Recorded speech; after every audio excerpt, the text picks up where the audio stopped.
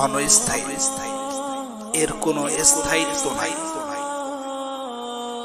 এ দুনিয়ার সৌন্দর্য, ধন সম্পদ ও মালিকানা এগুলো সবই সাময়িক। আল্লাহ রাব্বুল আলামিন এগুলো মানুষকে দিয়েছেন ভোগ করা ও উপকৃত হওয়ার জন্য।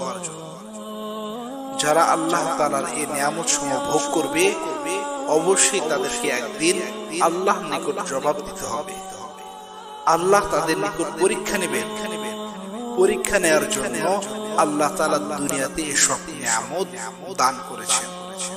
সুতরাং আমাদেরকে এসব নিয়ামতের বিনিময়ে আখিরাতকে ভুলে গেলে চলবে না, আল্লাহকে ভুলে গেলে চলবে না।